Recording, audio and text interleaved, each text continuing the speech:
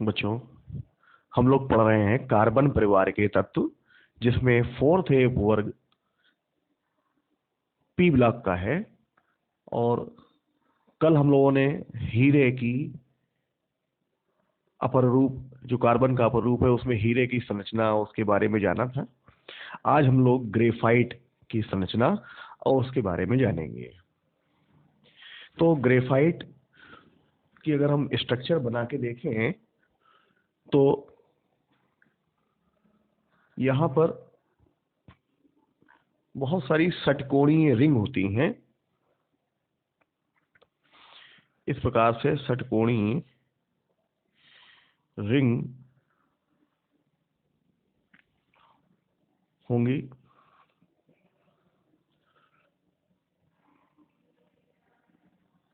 जो एक दूसरे से जुड़ी रहती हैं।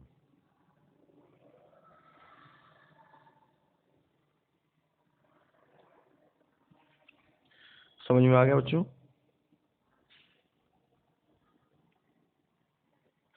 ये इस प्रकार से षटकोणीय रिंग आपस में जुड़ी हैं।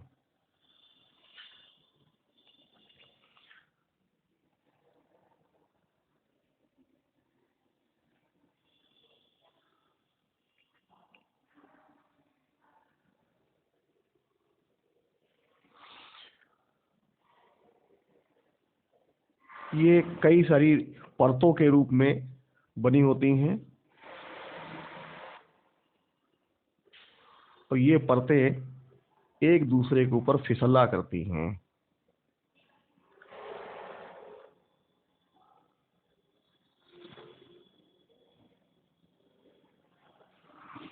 ये परतें एक दूसरे के ऊपर फिसला करती हैं।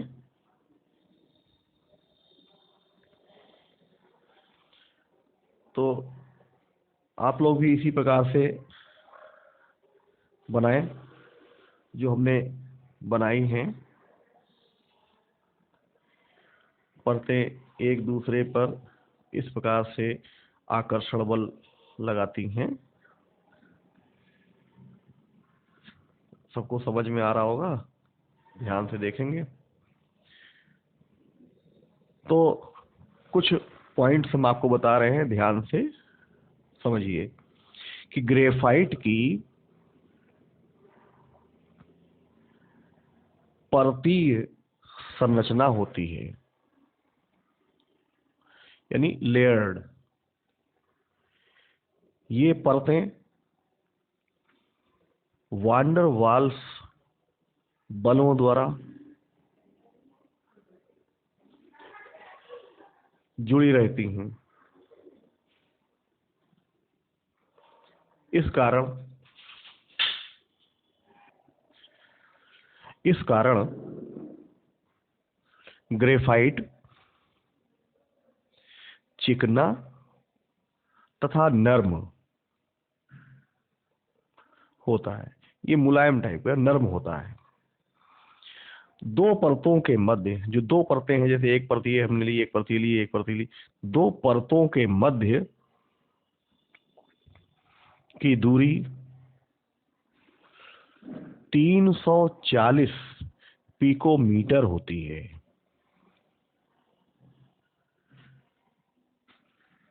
प्रत्येक परत में कार्बन परमाणु षटकोणीय रिंग के रूप में व्यवस्थित होते हैं, जिसमें कार्बन कार्बन बंध लंबाई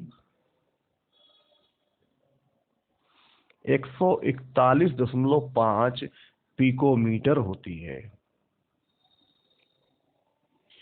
क्लियर हुआ? षटकोणीय रिंग में प्रत्येक सी परमाणु sp2 संकरित होता है। प्रत्येक सी परमाणु निकटवर्ती 3 कार्बन परमाणुओं से 3 सिग्मा बंध बनाता है, जबकि इसका चौथा इलेक्ट्रॉन पाई बंध बनाता है, जिसमें पाई इलेक्ट्रॉन संपूर्ण परत में विस्थानीकृत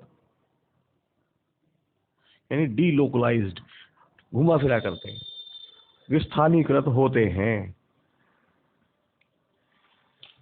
अब इसकी एक छोटी सी संरचना हम हल्की सी बना दें ताकि आप समझें कि यहाँ पर किस प्रकार से बन रहा है। जैसे सी षटकोणीय संरचना में सी व्यवस्थित हुआ और यहाँ हमने डबल बॉन्ड बनाया इस प्रकार से, फिर एक षटकोणीय रिंग, ये इस प्रकार से परत चल रही हैं। अभी आपको समझ में आ गया होगा, समझ में आ गया। और इस प्रकार से ये रिंग ऐसे बढ़ती चली जाएगी। क्लियर हुआ? तो अब आगे बढ़ते हैं कि प्रत्येक, ये तो हो चुका है, इलेक्ट्रॉन गतिशील होते हैं। जो पाई इलेक्ट्रॉन है वो गतिशील होते हैं। इसी कारण ग्रेफाइट विद्युत का सुचालक होता है।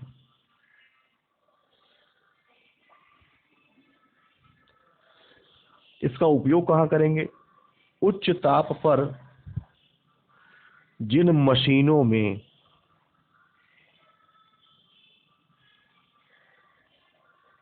तेल का प्रयोग स्नेहक के रूप में नहीं हो पाता, उनमें ग्रेफाइट शुष्क स्नेहक का कार्य करता है। इतना समझ में आ गया होगा।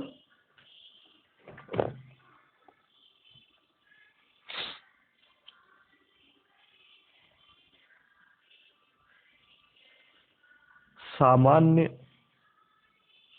ताप व दाब पर ग्रेफाइट हीरे से अधिक स्थायी होता है। इसको ध्यान रखना है आपको, क्योंकि ग्रेफाइट की विद्युत चालकता बहुत अच्छी है, इसीलिए इलेक्ट्रोड भी ग्रेफाइट के बनाए जाते हैं। इतना समझ में आ गया। क्योंकि रासायनिक रूप से ग्रेफाइट बहुत कम क्रियाशील होता है और इसका गलनांक बहुत अधिक होता है, इसी कारण ग्रेफाइट के क्रूसिबल बनाए जाते हैं जो रसायन विज्ञान प्रयोगशाला में प्रयोग होते हैं। बच्चों, अब हम लोग पढ़ेंगे फ्लोरीन। तो ये कार्बन का एक तीसरा अपर रूप है जो C60 और अन्य फ्लोरीन होती हैं। इसकी संरचना आप लोग देखिए, ये फुटबॉल के गेंद जैसी संरचना होती है इसकी संरचना।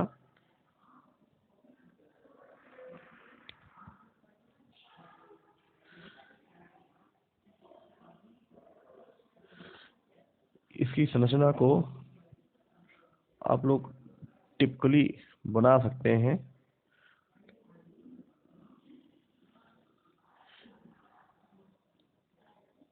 और एक संरचना के अंदर दूसरी संरचना फिक्स रहती है।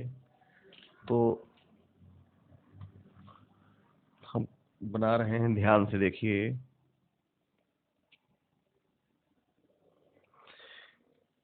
इसमें कार्बन के 60 परमाणु षटकोणीय और पंचकोणीय 2 रिंगों में व्यवस्थित होते हैं। ठीक है।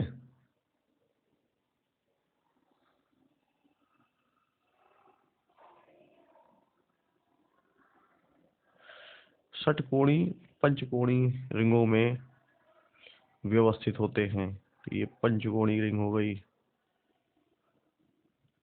तो इस प्रकार से आप लोग भी बनाते रहें।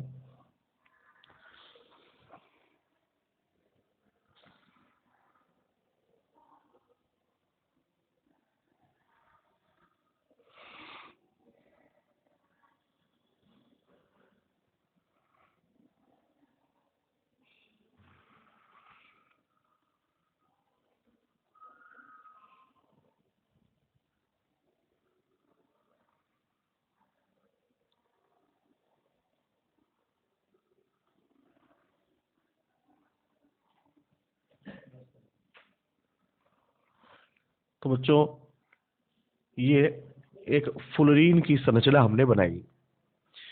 अब देखने में तो ये फुटबॉल के गेंद जैसी है। हम इसके बारे में एक चीज बता रहे हैं, आप लोग ध्यान से देखें कि फुलरीन कार्बन का ही एक अपर रूप है। इसे C60 या बकमिंस्टर फुलरीन भी कहते हैं।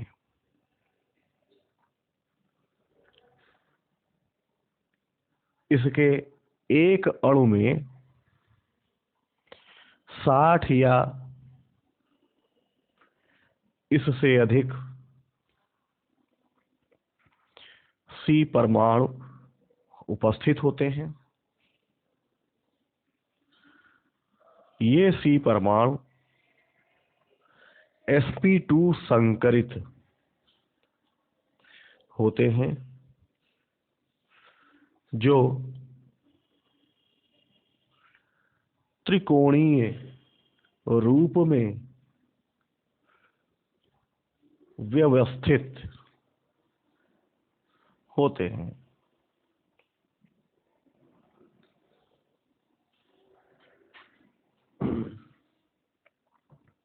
और अन्य 3C परमाणु के साथ सिग्मा बंध बनाते हैं। शेष 4th इलेक्ट्रॉन यानी चौथा इलेक्ट्रॉन पाई बंध बनाता है। ये कार्बन परमाणु षटकोणीय तथा पंचकोणीय, दो रिंगों में षटकोणीय तथा पंचकोणीय चक्र में व्यवस्थित होते हैं।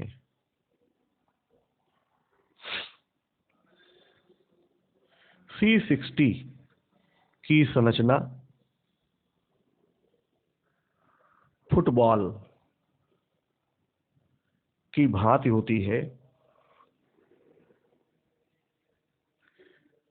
जिसमें 12 पंचकोणीय चक्र तथा 20 षटकोणीय चक्र एक दूसरे से जुड़े रहते हैं।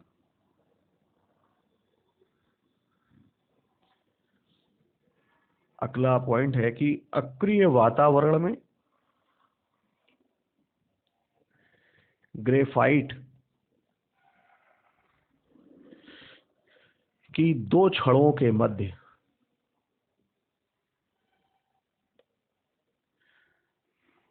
विद्युत आर्क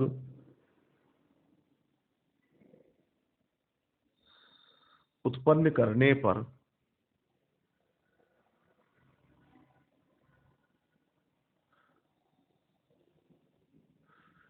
कार्बन की वाष्प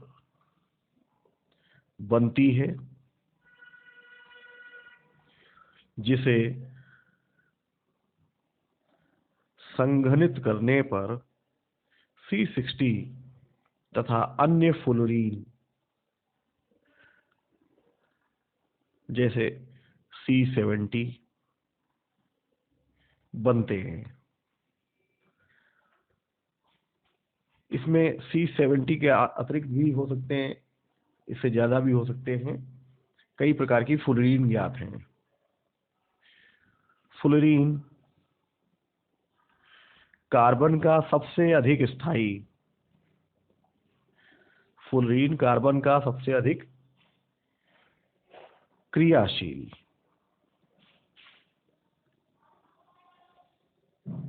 अपर रूप है। यह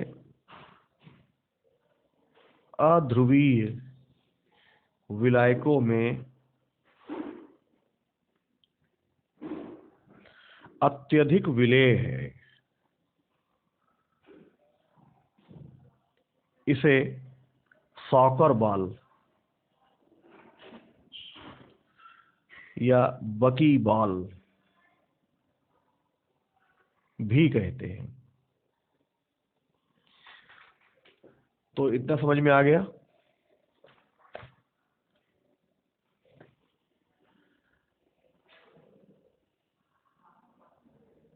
अब कार्बन के कुछ उपयोग पढ़ेंगे। कार्बन के उपयोग,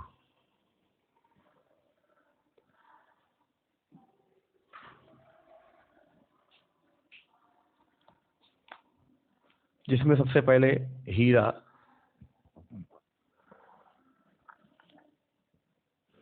कठोर पदार्थों को काटने के औजार बनाने में, कांच काटने तथा चट्टानों को भेदने में,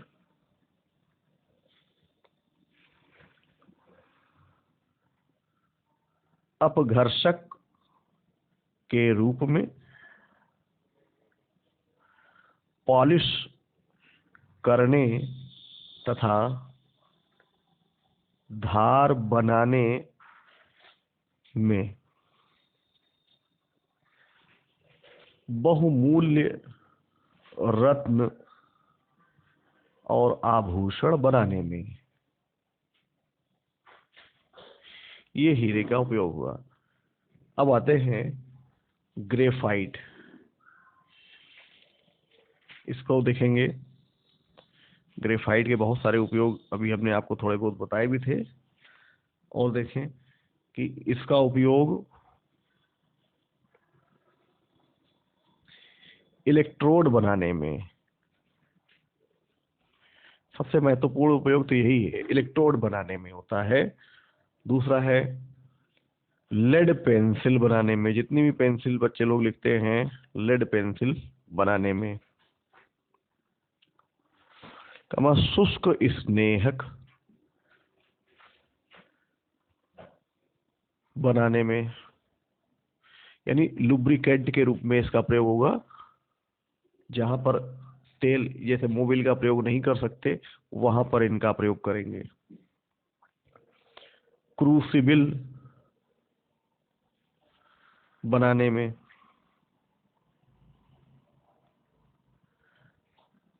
सरंध्र सक्रिय चारकोल, चारकोल का उपयोग जहरीली गैसों, हमें यहाँ चारकोल का प्रयोग करना है, तो जहरीली गैसों को अवशोषित करने में होता है। तो जितने भी मास्क बनाए जाते हैं जो प्रदूषण से होने वाले नुकसान को कम कर देते हैं, तो मास्क में सक्रिय चारकोल लगाया जाता है ताकि वो जहरीली गैसों को अवशोषित कर सके। फिर इसके बाद है चारकोल वाटर फिल्टर में कार्बनिक अशुद्धियों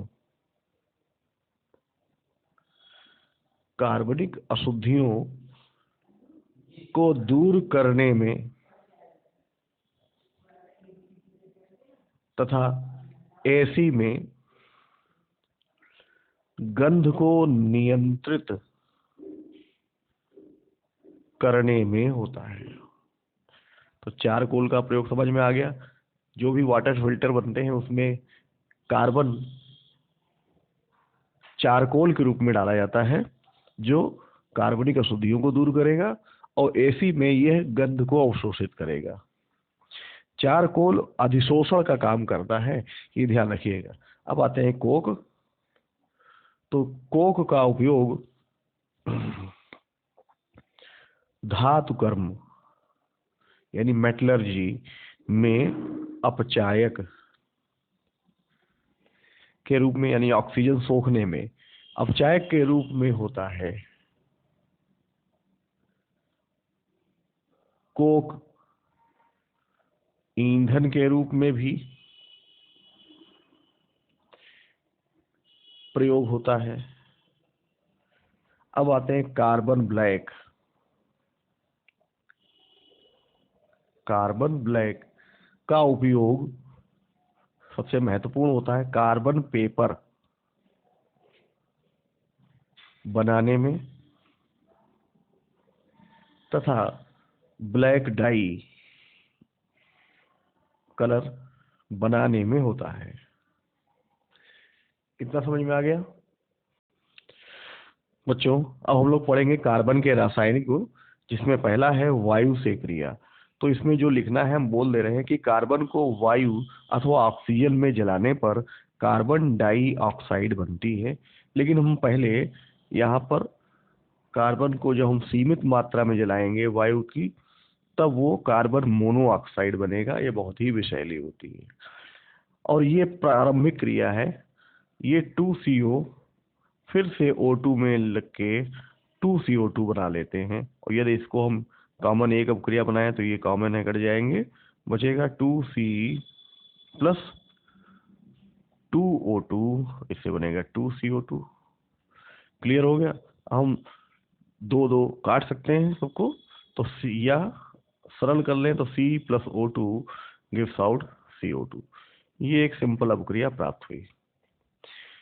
अगर कार्बन की कम मात्रा है तो CO बनेगी, अधिक मात्रा है, और अगर ऑक्सीजन की कम मात्रा है तो CO बनेगी, अधिक मात्रा है तो CO2 बनेगी।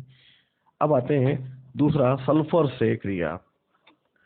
सल्फर से क्रिया, तो यहाँ पर कार्बन को सल्फर के साथ विद्युत भट्टी में गर्म करने पर कार्बन डाइसल्फाइड बनता है। कार्बन डाइसल्फाइड बनता है। तीसरा है सांद्र HNO3 अम्ल। सांद्र HNO3 अम्ल से क्रिया, तो सांद्र HNO3 अम्ल इसका ऑक्सीकरण करेगा और CO2 बनेगा। तो सांद्र HNO3 को हम जब तोड़ते हैं तो 2HNO3 इससे बनता है H2O plus 2NO2 plus O। अब ये O कार्बन से जुड़ेगी C प्लस O2, यानी हम 2O लेंगे, C प्लस 2O, इससे बनेगा CO2। अब ऊपर वाले में एक ऑक्सीजन नीचे दो है, तो ऊपर वाले में दो का गुणा करके O से O काटेंगे तो बनेगा C प्लस 4HNO3, इससे बनेगा CO2 plus 4NO2 plus 2H2O। ये अपक्रिया हो गई। ठीक है, ये सांद्र HNO3 है, ये याद रखना है। अब आते हैं सांद्र H2SO4 अम्ल से क्रिया। इसके बाद नंबर 4 अपक्रिया होगी सांद्र H2SO4 अम्ल से क्रिया। तो सांद्र H2SO4 भी ऑक्सीकरण करेगा और H2SO4 को जब हम तोड़ते हैं तो बनता है H2O plus SO2 plus O, और C प्लस 2O मिलके बनेगा CO2। यहाँ पर ऊपर वाले में दो का गुणा करके O से O काटेंगे, C प्लस 2H2SO4, ये सांद्र है। इससे बनेगा CO2 plus 2SO2 plus 2H2O। Clear हो गया। अब आते हैं भाप से क्रिया। ये भाप यानी जल वाष्प से क्रिया बहुत ही महत्वपूर्ण क्रिया है। यहाँ पर जल गैस यानी वाटर गैस बनती है। जल गैस बनती है, कैसे बनेगी? तो रक्त तप्त कोक पर भाप प्रवाहित करने पर CO प्लस H2 गैस का मिश्रण बनता है, जिसे जल गैस कहते हैं। ये है जल गैस। क्लियर हो गया। यानी ये O से लगेगा तब बनेगा CO प्लस H2।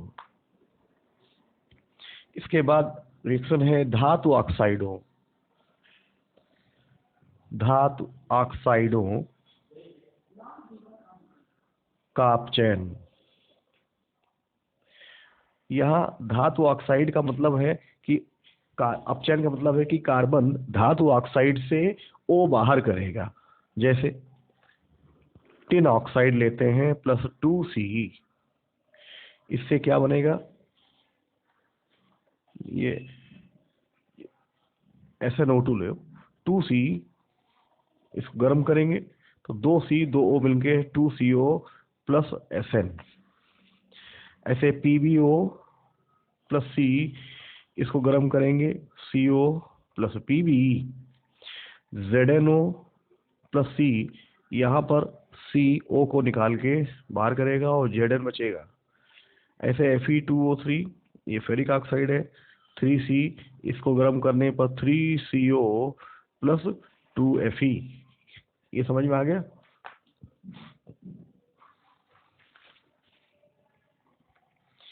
फिर है धन विद्युती धातुओं या धन विद्युती तत्वों कह दें, धातु ही होते हैं, के कार्बाइड। अब कार्बाइड कैसे बनेगा ये भी समझने आना चाहिए, और कार्बाइड कितने प्रकार के होते हैं ये भी आना चाहिए। कि कार्बन बहुत सारे धन विद्युती तत्वों के साथ क्रिया करके विभिन्न प्रकार के कार्बाइड बनाता है। धन विद्युती तत्वों के साथ कार्बन युक्त द्विअंगी यौगिक को, हम बोल रहे हैं उनको ध्यान से सुन के लिखिएगा।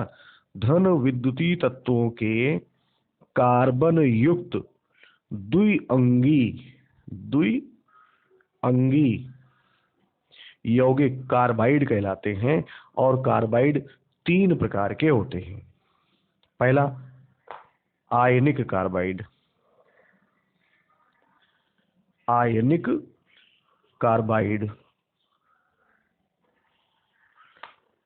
तो फर्स्ट, सेकंड और थर्ड उपवर्ग के तत्व कार्बन के साथ आयनिक कार्बाइड बनाते हैं। फर्स्ट है, सेकंड है और थर्ड है उपवर्ग के तत्व कार्बन के साथ आयनिक कार्बाइड बनाते हैं, जो रंगहीन और क्रिस्टलीय ठोस होते हैं। ठीक है। ये जैसे Al4C3 प्लस 12HOH, ये जल से क्रिया करके मेथेन बनाएंगे, जिनमें बेरिलियम कार्बाइड और एल्युमिनियम कार्बाइड ही बनाते हैं मेथेन। 4AlOH का होल थ्राइस। ये आयनिक कार्बाइड मेथेनाइड कहलाते हैं, क्योंकि इसमें कार्बन के ऊपर 4 माइनस आयन होता है। अगर हम कैल्शियम कार्बाइड को देखें, कैल्शियम कार्बाइड जल से क्रिया करके एसिटिलीन गैस बनाएगा, C2H2 प्लस CaOH का होल ट्वाइस। समझ में आ गया। तो जो धातु कार्बाइड जल से क्रिया करके एसिटिलीन देते हैं, उन्हें एसिटिलाइड कहते हैं या एथिनाइड कहते हैं। अब दूसरा है सहसंयोजक कार्बाइड। सहसंयोजक कार्बाइड, तो सहसंयोजक कार्बाइड वो होते हैं जैसे सिलिकॉन कार्बाइड, बोरान कार्बाइड। ये बहुत कठोर होते हैं और रासायनिक रूप से निष्क्रिय होते हैं। जैसे SiO2 हमने सिलिका लिया है C, और इसको हाई टेम्परेचर पे विद्युत भट्टी में गर्म करेंगे तो SiC बनेगा और 2CO ये निकाल लेते हैं। तो इसका मतलब यहाँ पर हम 3C लेते हैं। तो इसी प्रकार से 2B2O3 ये बोरान का ट्राई ऑक्साइड है प्लस 7C उच्च ताप, इससे बनेगा B4C प्लस 6CO। हो गया। तीसरा आता है अंतराकाशी कार्बाइड। तो अंतराकाशी कार्बाइड अनिश्चित संगठन वाले यौगिक होते हैं और संक्रमण धातुएं जब भी कार्बन से क्रिया करती हैं तो अंतराकाशी कार्बाइड बनते हैं। क्लियर हो गया।